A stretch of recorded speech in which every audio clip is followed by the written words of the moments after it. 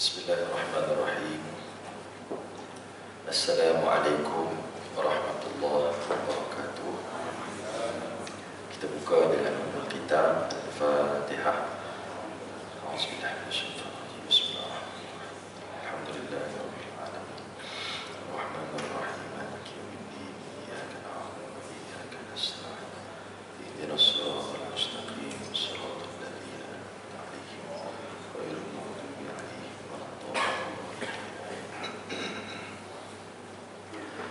Alhamdulillahi Rabbil Alamin. Wassalatu wassalamu ala ashrafil anbiya'i wal mursalin Sayyidina Maulana Muhammad wa ala alihi wa ashabihi ajma'in. Subhanaka la ilma lana illa ma 'allamtana innaka antal alimul hakim. Rabbi shrah li sadri wa yassir li amri wahlul 'uqdatam min lisani yafqahu qawli. Rabbi zidna ilma warzuqna fahma. Ashhadu an la ilaha illallah wa ashhadu anna Muhammadan abduhu wa rasuluh. Allahumma salli ala Sayyidina Muhammad. Allahumma salli ala Sayyidina Muhammad. Allahumma salli ala Sayyidina Muhammad. Ilahana anta maqsulana wa ridhaka matlubana. Amin. Amma ba'd. Apa khabar semua? Sehat? Masih pada pengurusi dan seluruh jawatan kuasa surau, sahabat saya yang menguruskan pertemuan kita ni, Tuan Imam, Ustaz Saiful, tuan-tuan, puan-puan, ibu ayah, hadirin hadirat dikasihi rahmati Allah sekalian. Alhamdulillah, syukur pada Allah Subhanahu Wa Taala kita bertemu pada pagi ini 2 Jamadil Awal. Saya ingat ini pertemuan yang kedua saya di surau ni ataupun yang ketiga. Dan kuliah alhamdulillah kita masih diizinkan oleh Allah SWT untuk bertemu pada pagi ini. Dan yang lebih mahalnya adalah Allah masih memilih kita meneruskan kehidupan ini dengan nikmat iman dan Islam. Berapa ramai orang yang Allah kurniakan kepada dia hidayah, sebagaimana pernah kita sebut sebelum ni, mendapat hidayah secara kebetulan ataupun keturunan ataupun kerana suasana dia menyebabkan dia tidak menghargai hidayah yang diberikan oleh Allah, yang akhirnya Allah ambil semula nikmat tersebut. Maka kita nak panjatkan setinggi syukur pada Allah SWT kerana Allah masih lagi memilih kita semua untuk hidup sebagai orang yang beriman, yang digelar sebagai Abdullah, yakni hamba Allah Subhanahu Wa Taala. Kalau tuan-tuan perasan, seminggu ke 2 minggu sebelum mengundi baru ni, statistik dunia telah menunjukkan manusia di dunia ni telah mencecah 3 bilion. Ramai dah. Dan Islam masih lagi berada di tangga yang kedua lah, selepas Kristian, bilangan penganut yang teramai di dunia. Beruntungnya kita dalam sekalian manusia yang ada kat bumi ini, Allah pilih kita untuk menikmati nikmat iman dan Islam, yang walau ada sebesar zarah sekalipun iman tu, ia menjadi lesen ataupun melayakkan kita masuk ke syurga Allah SWT. Alhamdulillah. Baik, tuan-tuan ibu ayah sekalian, saya sebenarnya pagi ini memulakan kuliah kita secara bulanan, insya-Allah. Akan ikut jemputan daripada pihak surau kita lah. Akan bermula setiap hari Sabtu minggu keempat. Macam hari ni lah, mana sebulan sekali. Sebulan sekali, insya-Allah. Cuma belum mencapai kata putus lagi apa kitab yang nak digunakan. Kan? Sebab saya dah tanya Ustaz Saiful, imam kita ni, apa yang telah menjadi kuliah bulanan di sini. Cuma saya belum dapat dia punya jadual tu. Jadi saya teka-teka lah dulu. Saya cuba bawa lah kitab ni pagi ni. Kalau tuan-tuan rasa okey, kita teruskanlah kitab ni sehingga kiamat. Sehingga akhir hayat kita, kan? Saya nak cadangkan kitab ni, kitab pengarangnya Syekh Abu Bakar Jabir Al-Jazair, seorang ulama tafsir yang terkenal di bumi Madinah. Akan tetapi dalam banyak-banyak kitab tafsir yang beliau tulis, beliau karang, ada satu kitab yang tebal, yang mana dalam kitab tersebut ada satu bab yang dinamakan tentang adab seorang Islam ataupun Muslim. Bab berkaitan dengan akhlak ataupun adab.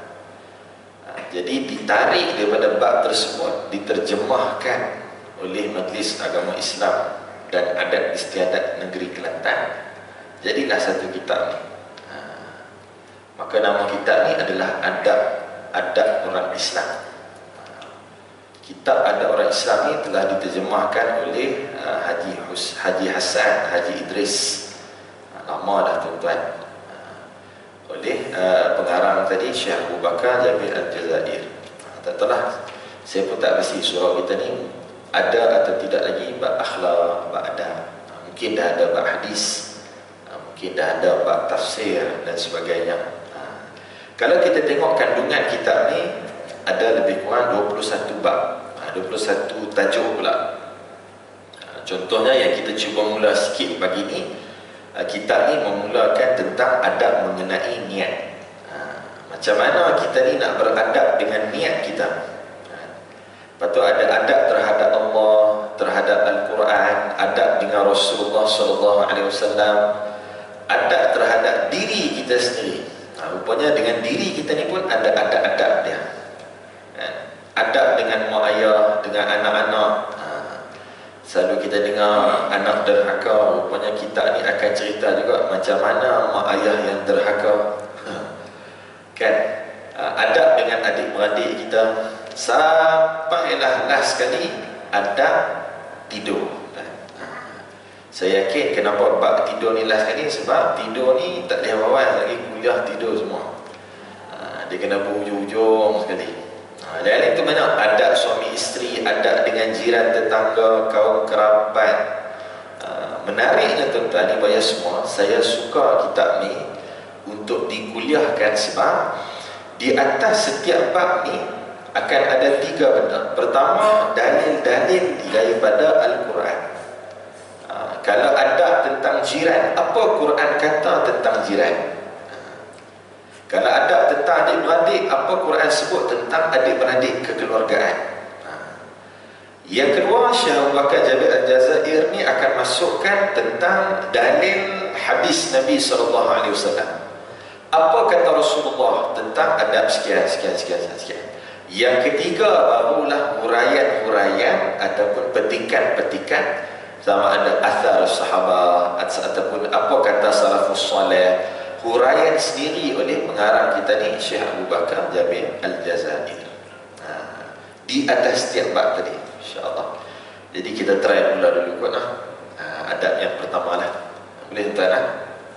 Pagi-pagi sejuk ni, kapet sedap pula. Semalam tengok bola kan macam mana ni? Muka bola ke tak ni? InsyaAllah. Baik, jom kita tengok tuan-tuan. Bismillahirrahmanirrahim. Kita nak cuba mula pagi ni adab mengenai niat. Kata pengarang Syekh Abu Bakar Jabir Al-Jazair ni, seorang Muslim percaya tentang pentingnya perkara niat bagi segala amalan agama dan dunia. Kerana segala jenis amalan terbentuk menurut niat seseorang dan berlakunya amalan itu berdasarkan kepada niatnya. Baik, buruk, lemah, kuat sesuatu amalan adalah mengikut niat pengamalnya. Pengarang memulakan dengan niat ni bahawa setiap Muslim ni mesti meyakini dan percaya bahawa niat ni adalah kunci kepada segala amalan, sama ada amalan yang khusus tentang ibadah hal agama ni ataupun hal ehwal keduniaan kita ni. Pergi mana tu Pak Long? Pergi kerja Ustaz.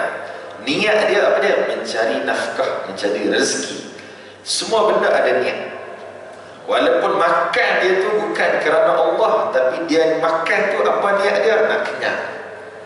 Urusan akhirat ke, urusan dunia ke, seorang Muslim tu mesti meyakini segala sesuatu ada niat dia. Kuat ke, lemah ke, baik ke, buruknya berlaku kepada niat. Orang mencuri pun niat dia memang nak mencuri, ada niat. Okey.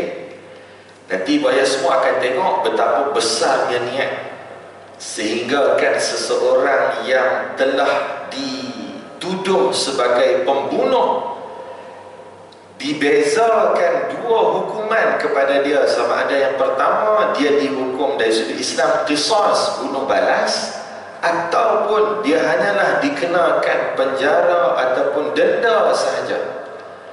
Hanyalah sebab hakim dapat clarify, mengenal pasti apa niat sebenar pembunuh ni.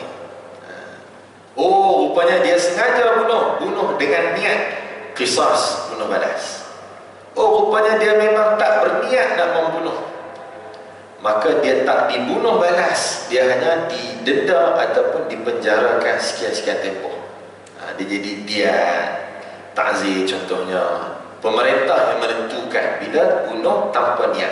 Kalau bunuh dengan niat, dapat kenal pasti dia memang bunuh untuk membunuh, niat dia, maka tak ada hukuman lain kecuali qisas, kena bunuh balas. Niat sahaja yang membezakan. Kita akan tengok nanti juga sembahyang semua sama aja 2 rakaat macam tadi lah, cuma beza sikit lah, ada kunut, okey, subuh semua 2 rakaat, tapi 2 rakaat tadi ni apa dia? Qabliyah. 2 rakaat tapi tadi ni apa dia? Ba'diyah. 2 rakaat juga lama sikit sujud, oh sembahyang hajat. 2 rakaat juga solat tahiyatul masjid. 2 rakaat juga solat sunah wudu. 2 rakaat maka rukun sama aja, tapi niat membezakan. Ini perbuatan apa, yang ni apa dia, ni apa dia. Kedudukan niat kita akan tengok semua tu nanti insya-Allah. Kepercayaan tentang pentingnya niat bagi segala jenis amalan, dan wajib meluruskan niat ini diambil daripada 2 sumber. Pertama, sumber Al-Quran. Ini kita sebut tadi. Pengarang akan meletakkan apa dalil-dalil Quran tentang niat ni.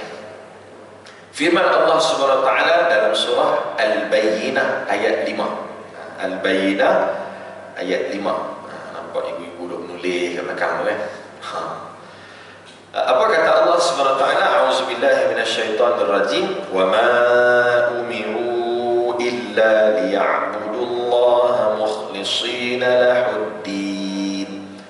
Dan mereka tidak diperintah melainkan untuk menyembah Allah dengan mengikhlaskan ibadah kepadanya. Rupa-rupanya riwayat semua tuan-tuan, niat ni menjadi objektif ataupun matlamat besar kepada semua ibadah yang diperintahkan oleh Allah. Bahasa lain, kalau saya boleh mudahkan riwayat semua, Allah tak suruh semayang lah. Kalau hang semayang tu bukan kerana Allah. Allah tak suruh puasa, kalau bukan puasa tu kerana Allah. Mesti apa yang Allah suruh tu kerana apa? Kerana aku, kata Allah. Mukhlishina lahuddin, ikhlas, bersih. Hala tuju niat dia adalah kerana Allah Subhanahu Wa Taala. Apa dia lagi? Surah Az-Zumar ayat 11. Az-Zumar ayat 11. Qul inni umirtu an a'budallaha mukhlishan lahuddin. Katakanlah wahai Muhammad, sesungguhnya aku diperintah supaya menyembah Allah dengan mengikhlaskan ibadah kepadanya. Kita diperintah menyembah Allah ni untuk mengikhlaskan diri kepada Allah Subhanahu Wa Taala. Kuncinya kepada ikhlas. Sebab itu ibadah semua sebagai nota tambahan, tak adalah kitab kita ni. Kalau kita tengok perbahasan tasawuf tentang ikhlas, kemuncak kepada ikhlas ni dia akan capai bila contohnya satu ibadah nama dia solat. Solat kita ni bukan lagi kerana pahala ataupun ganjaran di sisi Allah. Kita solat waktu tu hanya saja mematuhi perintah Allah. Kan waktu kita kecil-kecil dulu kan, cikgu kita, ustaz-ustazah kita, mak ayah kita ajar, kadang semayang jemaah 27 kali ganda. Saya nak cerita kat anak saya lah 6 tahun tu. Saya kata, Ayash, kalau semayang Nabi berjemaah 27 ringgit. Macam tu lah Allah bagi 27 kali ganda. Kalau semayang seorang RM1, saya pun buat keluar RM1. Mana banyak RM1 ke 27? Dia kata 27 lah Nabi. Okay. Jadi rajin dia semayang berjemaah. Sebab apa? Nak 27 tu lagi besar. Okey, salah tak kita main surah Ar-Rawdah ni untuk solat berjemaah sebab ganjaran pahala solat berjemaah yang banyak tu? Tak salah. Okey. Tapi kemuncak kepada ikhlas ni adalah kita solat berjemaah tu hanya kerana Allah, bukan lagi kerana pahala. Sebab apa? Kata para ulama sufi ni menghuraikan bab ni, ketika seorang hamba solat kerana pahala ataupun ganjaran syurga sekalipun. Kenapa dia pergi haji ni? Pasal apa tutup aurat ni? Sebab nak masuk syurga lah ustaz. Maka dia buat tu kerana syurga. Syurga, pahala tadi tu, semua tu masih makhluk. Ibadah yang disebut mukhlisin al-huddin ni mestilah perpindahan di antara makhluk kepada khalik, bukan makhluk kepada makhluk yang lain. Itu maksud dia. Malah kalau semayang kerana pahala, dia masih kita ni makhluk kepada makhluk yang lain. Apa nama dia? Pahala. Semayang kerana apa? Kerana syurga. Maknanya dia masih kita ni makhluk. Nak pergi mana? Nak pergi syurga. Syurga ni masih makhluk. Maka yang sebenarnya mestilah seorang makhluk kepada khalik. Inilah maksud ikhlas yang sebenarnya. Huraiannya begitu. Boleh kita kan? Saya pun hari ni tak lama sangat, 7.30. Dia kata kena ada kat Ceras, SMK Bandar Tun Hussein on 2. Pun kena sampai tengah hari. Jadi pagi ni kita express sikit. Lepas ni kita pergilah 45 minit. Ni setengah jam dah insyaAllah. Kita mula tadi lebih kurang 6.30. Baik, ibu ayah semua. Kemudian sumber as-sunnah ataupun hadis kita dah sebut sebelum ni. Ingat tak pertemuan kita sebenar apa tu? Mundur Rasul, kalau saya tak ingat lah. Yang kedua ni, bila sebut sunnah ni, kita ingat sunnah ni paling kurang ada 3. Pertama, qaulin, percakapan Nabi. Yang kedua, fi'lin, perbuatan Nabi. Yang ketiga, takrir, diamnya Nabi. Nabi suruh pun tidak, larang pun tidak. Itu juga menjadi sunnah. Sahabat tengok Nabi, Nabi buat fi'lin, perbuatan. Sahabat tengok Nabi tak suruh, Nabi tak larang, maka itu juga menjadi sunnah. Baik, sumber yang kedua ni tentang sunnah ni, apa kata pengarang Syekh Abu Bakar Jabir Al-Jazair? Sabda Nabi SAW, innamal a'malu binniyat. Ni siapa tak hafal ni, sila meninggal tuan-tuan, teruk sangat. Main surah Ar-Rawdah akan main dah. Hadis ni pun tak hafal lagi. Nampak sangat main tu semayang je, tak main mengaji. Bahaya juga untuk saya lah tu pesanan tu. Ingat lagi dah hadis satu lagi tu, faqihun wahid asyaddu ala syaitan min alfin abid. Seorang yang faqih, dia alim faqih ni, asyaddu ala syaitan, sangat dibenci oleh syaitan, min alfin abid, berbanding 1000 orang abid.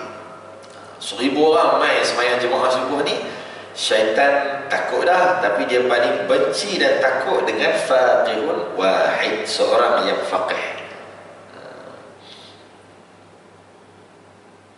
Siap tuan-tuan, nampak letih semua no? Ramai yang faham duduk kan? Tak apalah, semalam ada tu berlaku apa-apa tu. Tidak lewat kot. Baik. Innamal a'malu binniyat wa innama likulli imri'in ma nawa. Hadis muttafaqun alaih. Sekali lagi, muttafaqun alaih ni maksudnya ittifaq antara Imam Bukhari dan Muslim. Maka muttafaqun alaih. Apa kata Rasulullah? Innamal a'malu binniyat wa innama likulli imri'in ma nawa. Pengarang petik sampai situ. Tapi kalau tengok kita punya penuh tu, faman kanat hijratuhu ila Allah wa rasulihi fahijratuhu ilallahi wa rasulihi. Wa man kanat hijratuhu lidunya aw imra'atin yankihuha fahijratuhu ila ma hajara ilaihi. Setiap amalan, sesungguhnya segala amalan ni mestilah dinilai bermula dengan niat. Wa innama likulli imri'in ma nawa, dan sesungguhnya ganjaran bagi tiap-tiap seseorang adalah menurut apa yang dia niatkan. Kalau hadis Imam Nawawi itu letak hadis pertama itu Imam Nawawiyah, faman kanat hijratuhu ila Allah wa rasul, siapa yang berhijrah kerana Allah dan Rasul, fa hijratuhu ila Allah wa rasul, maka hijrah dia itu dapatlah Allah dan Rasul. Faman kanat hijratuhu lidunya aw imra'atin, siapa yang hijrah buat baik ini kerana dunia dan wanita yang ingin dia kahwini, fa hijratuhu ila ma hajara ilaih, dapatlah dia dunia dan wanita yang dia nak kahwin. Jaga ibu ayah semua lah. Kalau saya ni kira penceramah, tak ada apa ceramah saya, kalau berpuluh tahun pun kalau saya ceramah kerana dunia, dapatlah dunia, dapat. Yang takut bila duduk depan Allah kosong. Mana pahala aku jadi penceramah ni? Tak ada. Sebab memang ceramah tu untuk dunia, dapatlah dunia. Apa dapat dunia? Orang puji, orang suka, orang follow, orang bagi duit, dapatlah dunia. Okey, dapat dunia. Bila pergi depan Allah kosong, tak ada. Sebab memang itu yang diniatkan. Walaupun nampak penceramah, pengkuliah, hati-hati kita di kaki surau. Tengok kaki nampak surau, rajin main surau, kan? Tengok-tengok depan Allah, tak ada pahala surau, tak ada. Rupanya main surau kenapa? Sebab geng main. Pelik Ustaz, kami taman ni siapa tak pergi surau ni kira teruk lah, jadi pergi Ustaz. Macam Ramadan, kalau tak puasa rasa dosa sangat. Sebab rakyat Malaysia ni kalau Ramadan, Islam memang puasa, walaupun tak akan tidur, walaupun tak semayang, sebab memang adatnya, budayanya Ramadan puasa.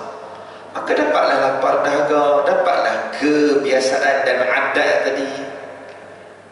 Sebab tu kena hati-hati. Wa innama likulli imri'in ma nawa. Kena jaga.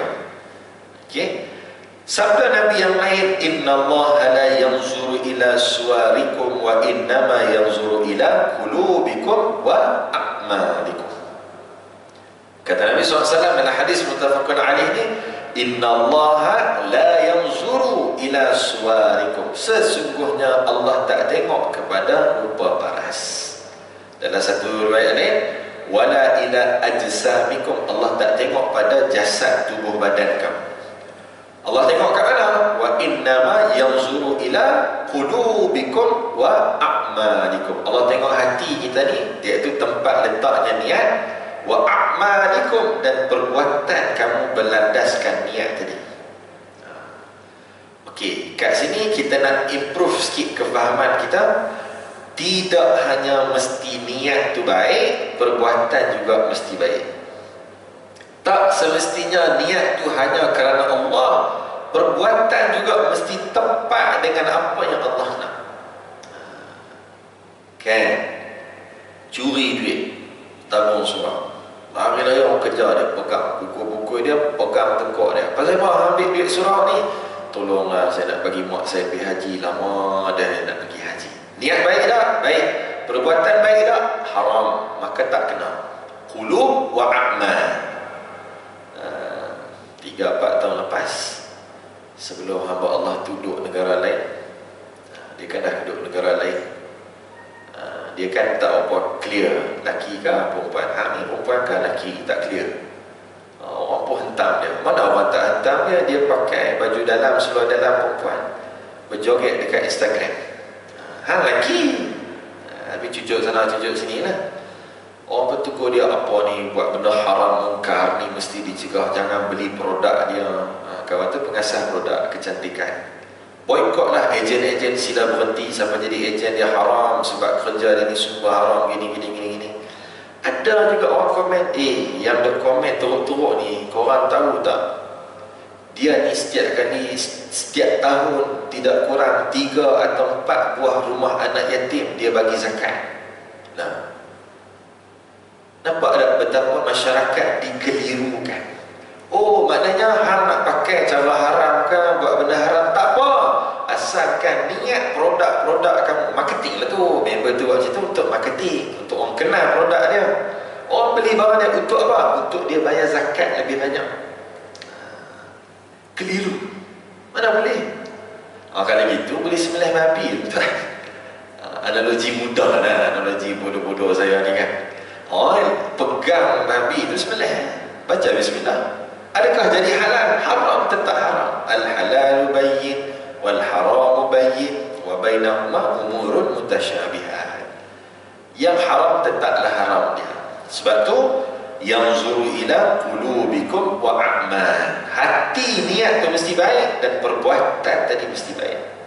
Semayanglah 100 rakaat sekalipun, tapi kalau salah rukun dia, niat baik untuk sembah Allah, untuk sedari ini sentiasa dekat dengan Allah, merintihlah dalam sujud-sujud dia, tapi rukun tak kena, tak ambil semayang. Tak ambil wudu, semayanglah 100 rakaat pun. Kerana apa? Pak Long banyak sangat rakaat ni, rakaat ke berapa dah? Rakaat ke 98 Ustaz, tu dia.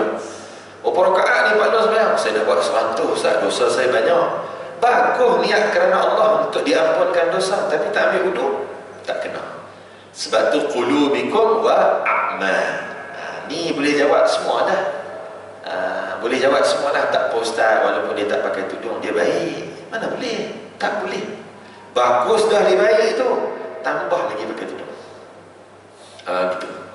Tak apa Ustaz, dia terlalu pendek nampak lutut pun tak apa, dia selalu tolong orang. Surah kita ni biasa dia dah tajam makan berceramah.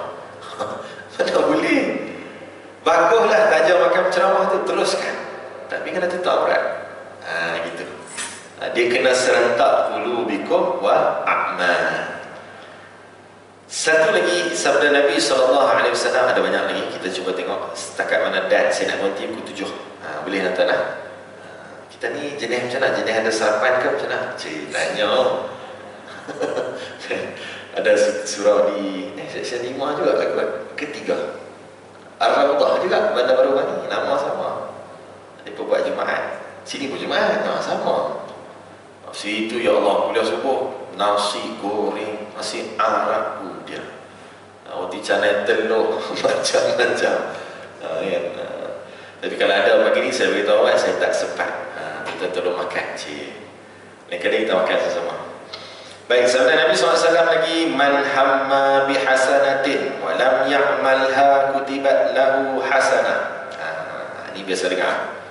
Hadis riwayat Imam Muslim. Man hamma bihasanatin, barang siapa berniat hendak membuat kebaikan, walam ya'malha, dan tidak melakukannya. Niat dah, esok dah bangun subuh, esok dah mai dah dengar kuliah subuh, tak akrab ni, tengok sikit macam mana dia bercakap. Contoh, walam ya'malha, tu dia sedap-sedap 4-5, tak ada dah, tak ada nak pergi surah lah.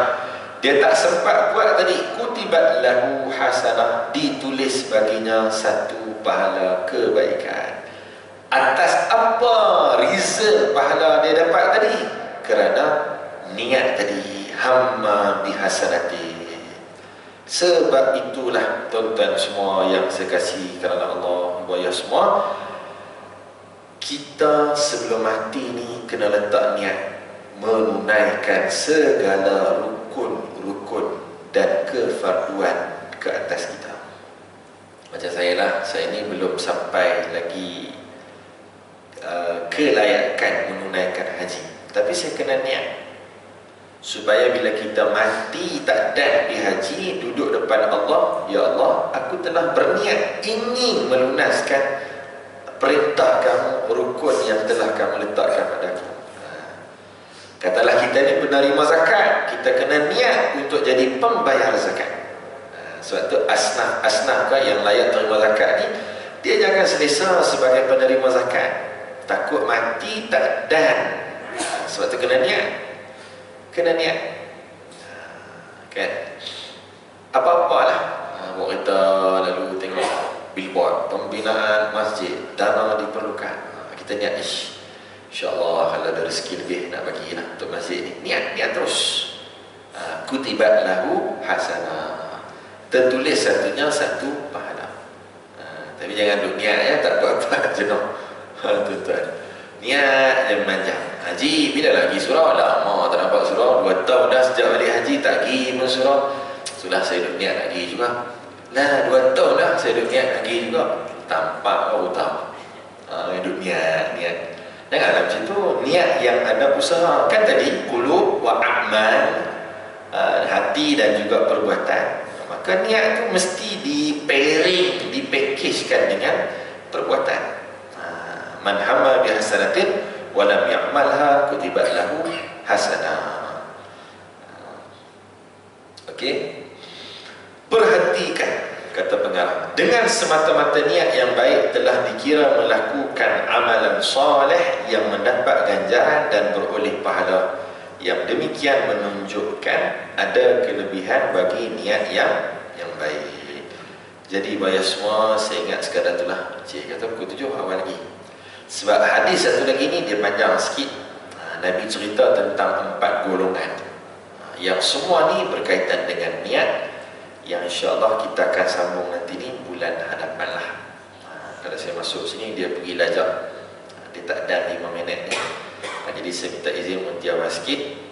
Jadi kesimpulannya bagi semua dalam pertemuan kita ni, pertama ni, pertama tadi kita dah faham bahawa niat ni adalah menjadi satu-satunya hadaf ataupun matlamat kepada semua perintah Allah. Mukhlis.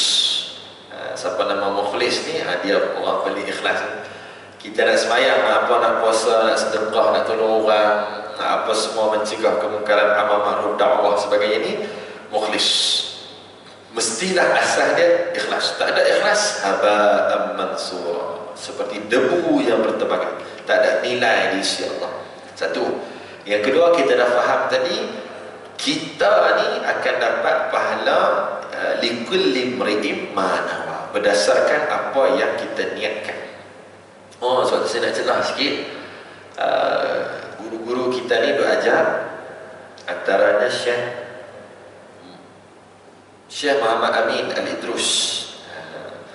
Beliau menyatakan dalam kitabnya, kalau bab niat ni dalam mukadimah kitab tu tentang marhaban ya Ramadan, tapi kebanyakan kitab ulama ni mukadimah mestilah tentang niat, selalunya tentang niat. Okay, dalam bab niat tu Syekh Muhammad Amin Idrus menguraikan, sebab tu kita ni untuk mendapat pahala yang banyak, pasal tadi ni, pasal wa innama likulli imri'in ma nawa, kita dapat ni sebab apa yang kita niat. Maka di atas satu perbuatan tu, tuan-tuan ibu semua, niat bagi banyak. Contoh kita sedekah kan, ataupun surau, kita pun buat duit. Sedekah satu amalannya, tapi niat tu buh banyak sikit. Ya Allah, aku sedekah ni, bagilah murah rezeki. Ya Allah, niat ni aku sedekah ni, bagilah aku dilapangkan segala urusan. Niat banyak. Bagilah anak aku yang sakit itu sihat, ya Allah. Buh niat banyak-banyak. Satu perbuatannya, niat tu bagi banyak. Kita himpunkan banyak-banyak niat di atas satu perbuatan tadi. Boleh tak? Boleh. Boleh. Tapi jangan sembahyang 2 rakaat, buh semua dalam tu, subuh, qabliyah, ba'diyah, jam. Itu sesat. Itu kerajaan langit. Tak boleh. Ibadah khusus, no. Tak boleh. Tapi puasa boleh. Ada yang boleh, ada yang tak boleh. Tengoklah. Kan? Puasa ganti sekali dengan puasa sunat Syawal, boleh? Dia ada boleh, ada tak boleh. Tengok keadaan. Baik. Kemudian yang last tadi kita dah bincang, Allah melihat kepada 2 package tadi, dia mesti seiring dan serentak qulubikum wa a'mal. Hati, niat tadi dan perbuatan mesti sama. Niat jahat, perbuatan baik, tak betul. Niat baik, perbuatan jahat, tak betul. Yang betul, niat baik, perbuatan pun baik. Baik ini baik macam mana? Mata manusia ke? Tak. Baik ini mesti di mata Allah. Maksudnya tepat dengan Quran, tepat dengan hadis ataupun ijma' dan qiyas. Jangan baik di mata kita. Mata kita ni penuh kesalahan, nafsu. Tapi mestilah nafsu tu diatasi dengan Quran dan hadis, ijma', qiyas. Last sekali tadi, 3, yang 4, kita dah faham, niatlah kebaikan sebanyak-banyaknya walaupun kita on the way nak buat amalan tersebut, sebab kutibat lahu hasanah, dicatat amalan kebaikan di atas niat yang kita niatkan tapi tak sempat kita nak lakukan. Ibu ayah semua, terima kasih banyak atas perhatian yang diberikan. InsyaAllah kalau rasa selesa, nanti saya bincang lanjut. Kita teruskan kitab ni lah. Kan? Macam okey lah kan? Buat duk angguk, duk tulis kat belakang tu. Kan? Sebab saya rasa kitab ni dia ringan, ada akhlak, tapi hurai dia tu dia boleh pergi jauh. Dia boleh sentuh banyak lah. Satu, yang kedua, ikut bidang yang boleh dihurai oleh saya lah. Tentunya bagi saya tafsir bukan bidang. Pengajian saya pun dakwah pengurusan. Itu selain itulah. Jadi tengok bidang. Nanti kalau orang panggil saya ustaz, kita nak pergi kuliah maghrib, saya tanya tajuk apa? Tafsir surah Ar-Rahman. Oh, tak boleh. Walaupun saya free hari itu, saya minta maaf haji, bukan bidang saya tolak. Jangan sapu semua. Sebab Allah buat kita ni tak sama. Dia ada bidang masing-masing.